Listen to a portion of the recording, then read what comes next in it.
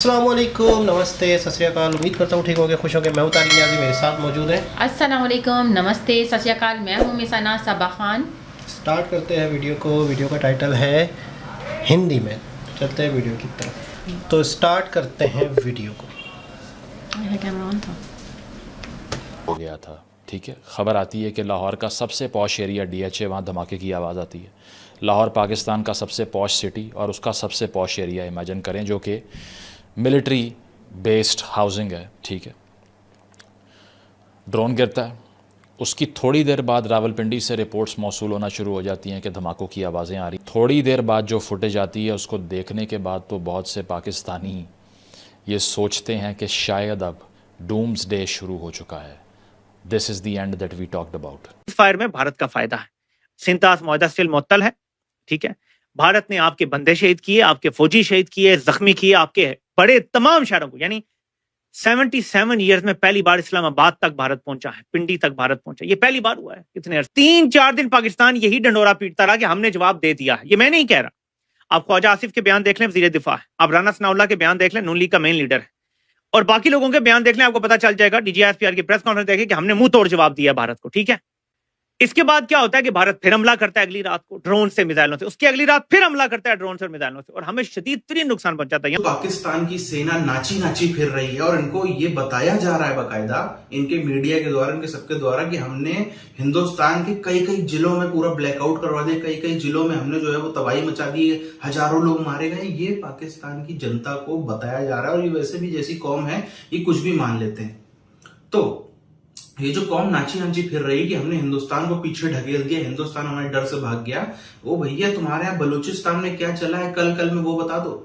बलूचिस्तान में भयानक, बिल्कुल गाजर मूली की तरह काटे जा रहे हैं पाकिस्तानी फौजी, पाकिस्तान के जो पुलिस अधिकारी हैं, पाकिस्तान यानी कि जो बलूचिस्तान पाकिस्तान की सरकार है उसके लोग सब जो है वो गाजर मूली की तरह काटे जा रहे हैं। जितने जितने जो है पंजाब के इशारों पर चलने वाले, चाहे वो बलूचिस्तान के सरकार वाले, बलूची क्यों ना हो, सबको इस समय हेकड़ी सबकी निकाली जा रही है। और ये बात साफ उनके तरफ से मैसेज दिया जा रहा है कि आप चाहे सीज़ फायर कर लो, हमारा तो यहीं जीना यहाँ मरना यहाँ, क्योंकि वो बचेंगे तो मार दिए जाएंगे।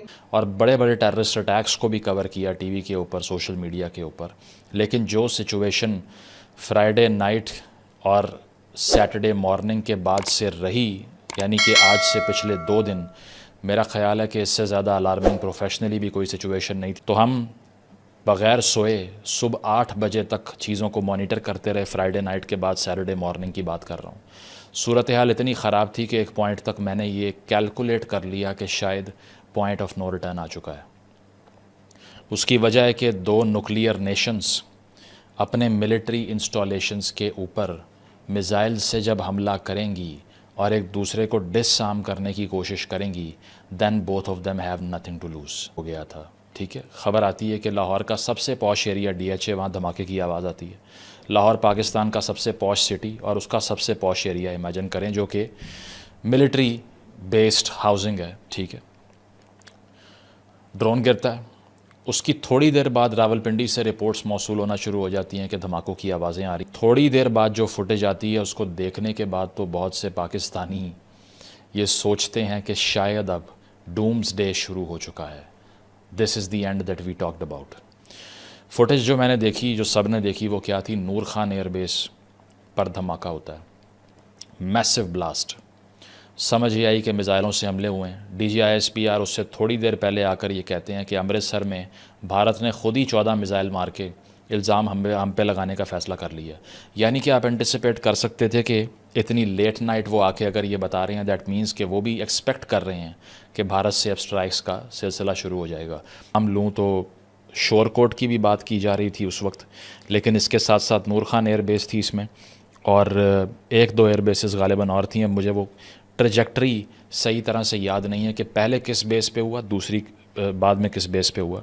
और इस खबर के बाद मैंने तो एक वक्त के लिए ये सोच लिया that this is the end that we always feared maybe the people of this entire continent, not just my country। बहुत से लोग मैसेज कर रहे हैं कि अब आगे क्या बनेगा। कुछ लोग मैसेज कर रहे हैं कोई तरीका है यहाँ से एस्केप करने का। कुछ लोग ये मैसेज कर रहे हैं कि हमारा बच्चा हॉस्टल में है, किसी और शहर में पढ़ता है, वो वहाँ पर अकेला है, उसे क्या एडवाइस करें। ये तो एब्सोल्यूट वॉर लग गई है। यानी कि इतना स्ट्रेस था कि ज़रा सा ओवर स्टेप करने से it could have gone anywhere. ठीक है, तकरीबन 12-14 दिन वो वेट करता है, लेकिन उसके बाद वो हमला करता है पूरी तैयारी के साथ। जब वो पहला हमला करता है पाकिस्तान, हमले के बाद, हालांकि हमला बड़ा उनका खतरनाक हुआ, उन्होंने हमारे सिविलियंस मार दिए, बहुत खतरनाक हमला था भारत का। तसव्वुर ये कर लिया जाता है पाकिस्तान में कि बस यार अब मजीद क्या जंग करनी, वो जो तय हुआ था या जो मामला जिस तरह थे आलमी ताकतों की तरफ से कि भारत ने तो अब कुछ करना ही करना है और आप भी कुछ जवाब थोड़ा बहुत देंगे फिर खत्म करवा देंगे, ये हो गया। और 3-4 दिन पाकिस्तान यही डंडोरा पीटता रहा कि हमने जवाब दे दी। इसके बाद क्या होता है कि भारत फिर हमला करता है अगली रात को ड्रोन से, मिसाइलों से, उसकी अगली रात फिर हमला करता है ड्रोन से और मिसाइलों से, और हमें शदीद तरीन नुकसान पहुंचाता है, यहां तक कि हमारे 3 से 8 के दरमियान एयर बेसिस पे हमला कर देता है जो डिस्टेंस से मारे जा सकते हैं। एक तगड़ा अटैक होता है भारत के ऊपर। इसके बाद भारत फिर हमें जवाब देता है, हमला करता है हमारे ऊपर, और भारत का बड़ा खतरनाक हमला होता है हमारी एयर बेसिस के ऊपर। सीज फायर की बात आ जाती है। सीज फायर के बाद की थोड़ी सी सूरत हाल अब मैं चाहता हूं कि हम जरा गौर से देखें। भारत ने लेकिन यह दावा किया है कि सीज फायर की वायलेशन पाकिस्तान ने की है। अब यह बड़ी खतरनाक भारत की तरफ से चाल है, क्योंकि अगर सीज फायर की वायलेशन पाकिस्तान पे इल्जाम भारत लगाता है और दुनिया मान लेती है तो फिर तो पाकिस्तान के लिए प्रॉब्लम है। अब भारत तो इसको ओपनली नहीं मान। फॉर एग्जांपल भारत के और असम में, जैसे मैंने सुबह बताया था कि भारत की नजरें आजाद कश्मीर पर, गिलगित बल्तिस्तान पर है।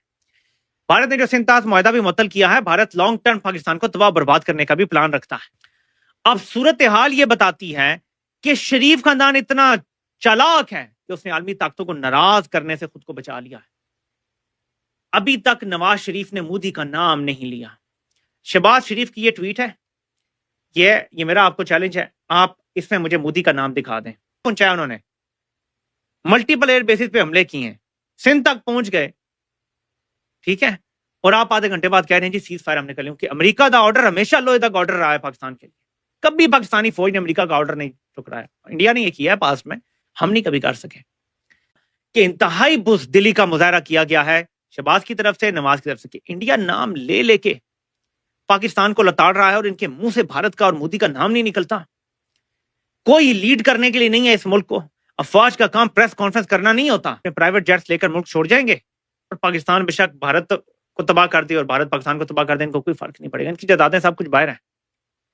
ना इंडिया के जहाज को यहाँ आने की जरूरत है नहीं मोर, ना हमारों को जाने की जरूरत है। हम जाएंगे तो S-400 गिरा देगा। देखें S-400 से हम मिसाइल तो बचा के गुजार लेंगे, ठीक है, ये मान सकते हैं कि फतेह मिसाइल जो है उसकी कोई टेक्नोलॉजी ऐसी है कि वो मिसाइल डिफेंस को हरा सकता है, लेकिन S-400 जैसा जदीद मिसाइल सिस्टम या उनकी जो ट्रिपल एयर है, जहाजों के लिए बचना बड़ा मुश्किल है ऐसे सिस्टम से।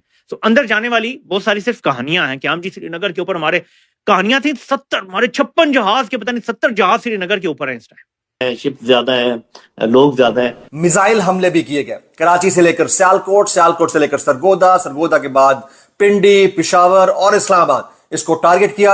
और मैं इससे पहले मैं एक बार इस चीज को बताऊं आप सबको, कल जिस तरह से सीज फायर का ऐलान हुआ, सीधी सी बात है हर एक भारतीय को गुस्सा आया, हर एक भारतीय को बहुत तकलीफ हुई, इंक्लूडिंग मी। मुझे भी बहुत ज्यादा इसमें आया कि ये क्यों कर दिया। मगर अगर हम ठंडे दिमाग से सोचें तो एक चीज समझ में आती है कि चलो आपको प्रधानमंत्री बहुत से लोगों को नहीं पसंद, मंत्रिमंडल बहुत से लोगों को नहीं पसंद, बहुत करोड़ों की संख्या है, मगर जो हमारे वहां पे अजीत डोभाल साहब बैठे हैं, जो हमारे वहां पे सेक्रेटरीज की पूरी टीम है, जो हमारे वहां पे अलग अलग जो दुनिया के बड़े बड़े यूनिवर्सिटीज से PhD और अलग अलग डिग्रियां लेकर के आए हैं, जो वर्ल्ड के अलग अलग गोल्ड मेडलिस्ट हैं, अच्छे खासे पढ़े लिखे लोग हैं, तो कुछ तो उन्होंने सोच समझ के ही फैसला किया होगा। बाकी सही है या गलत ये तो समय बताएगा, ये तो समय के लिए ऊपर छोड़ना चाहिए। मगर इतने हजारों लाखों वहां पर ब्रिलियंट माइंड्स डायरेक्टली या इनडायरेक्टली इन्वॉल्व हैं, तो इसका मतलब ये तो नहीं है कोई बचकाना फैसला अपने आप हो गया हो, ये तो नहीं हो सकता। कुछ ना कुछ सोच समझ के ही चीज हुई होगी। और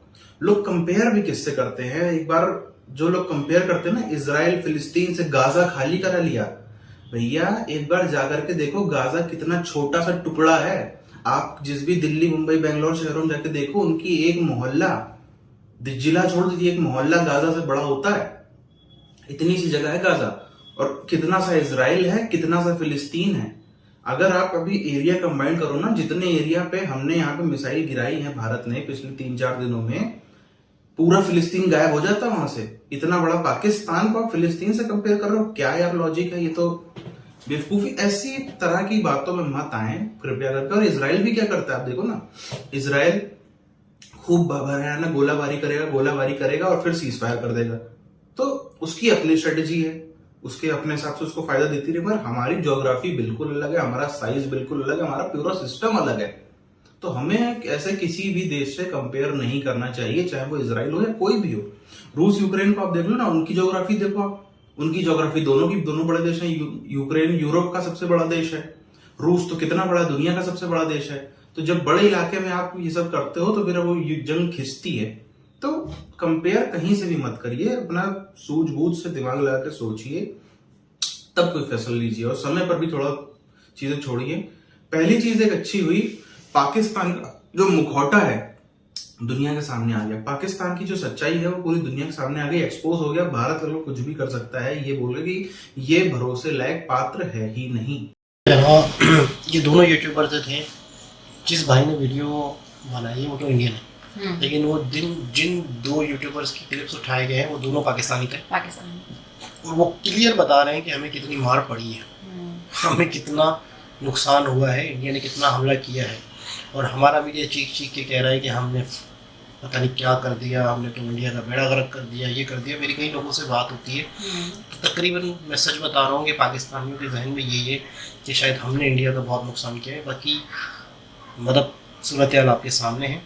और जिस तरीके से मतलब एयर बेस का मतलब देखिए, जहाँ पर हमारे एटमी हथियार हैं, जहाँ पर हमारे आर्मी है, जहाँ पर हमारा रास्ता है, सब कुछ है, अगर वहाँ हमला हो जाता है ना तो मैं आपको बताऊँ फिर कोई भी महफूज नहीं है। यानी पाकिस्तान की सबसे ख़तरनाक चीज़, सबसे महफूज चीज़ अगर महफूज नहीं है, मैं और आप या कोई भी महफूज नहीं है। ये मतलब अपने आप में बहुत ख़तरनाक बात है। लेकिन ये है कि मैं फिर वही कहूँगा कि हमारे मीडिया में हम जीते हैं, इंडिया के मीडिया में इंडिया जीता है। और मतलब ज़्यादातर जो है ना मीडिया पे भी जंग चल रही है। इधर से अगर कुछ अगर अपलोड किया जा रहा है तो वहाँ से उसका आंसर एडिट करके दिया जा रहा है, या वहाँ से कुछ अपलोड हो रहा है यहाँ से एडिट करके दिया जा रहा है। तो सारी सिचुएशन में यही वाली बात मैं कहूँगी कि अगर एक दूसरे का ख्याल रखें, ह्यूमैनिटी को सोचें अगर, तो शायद आगे आने वाले दौर में ना इस टाइप की सिचुएशन ना हो। क्योंकि वॉर जो है वो एक अच्छी चीज़ नहीं है। अब पहले वहाँ से हमला हो गया यहाँ पे, सही है, वो पहले हो रहा है, होगा और सब पाकिस्तान से तो जो कोई भी बीम्स बन रही है कुछ, उनका तो मैं कुछ नहीं कहूँगी। जैसे हम लोग तो यही बात कर रहे थे कि इंडिया जो है वो बहुत ज़्यादा इस्टेब्लिश है और वो उसकी जो वो जो कंडीशन है वो कंडीशन भी बहुत अच्छी बेहतर चल रही है इन फ्रंट ऑफ पाकिस्तान। तो वो सारी चीज़ें हम लोग डिस्कस कर रहे थे और अचानक से ऐसा हुआ है कि होगा या नहीं होगा, हमला होगा या नहीं होगा इस सिचुएशन में, और अचानक से जो है वो एक अटैक हो जाता है। तो इस सारी सिचुएशन में नुकसान आप बताएं किसका है? बिल्कुल बेशक है कि हुकूमतें आपस में लड़ रही हैं, फौजें आपस में लड़ रही हैं, नुकसान आवाम का है, वहाँ कंट्रीज़ का है। हम ज़्यादा नुकसान में इसलिए कि हम वैसे ही, हमारी इकोनॉमी वैसे ही ख़राब है, मुल्क में बेरोज़गारी वैसे ही ज़्यादा है।